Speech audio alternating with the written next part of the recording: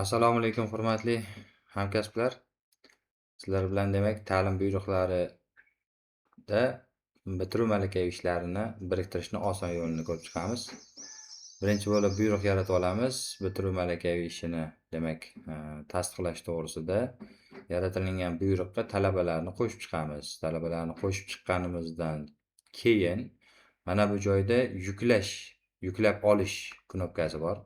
Yuklab olishni bosganimizda bizga demak quyidagicha, demak biriktirgan talabalarimiz kelib chiqadi.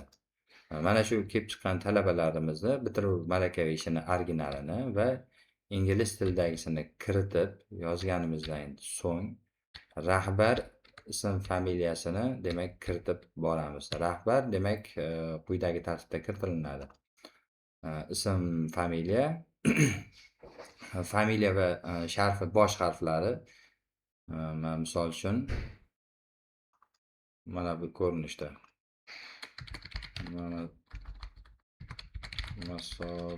Masobirov U.M. keyin kafedrasi materialshunoslik keyin yana virgul keyin bosh harf bilan lavozim dotsent.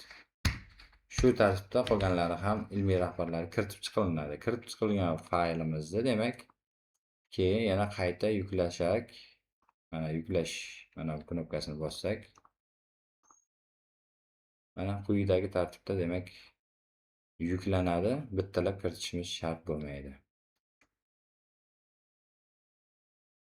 Bo'ldi, mana tasdiqlab oldik.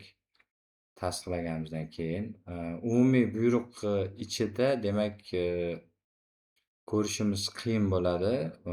Akademik arxivni ichidan bitiruv ishlari qismidan demak o'sha guruhlarimizni ko'rishimiz mumkin. Mana ko'rishimiz mumkin. Har bittasi o'zini egasiga birikdi. Mana originali nimasi rahbari bilan.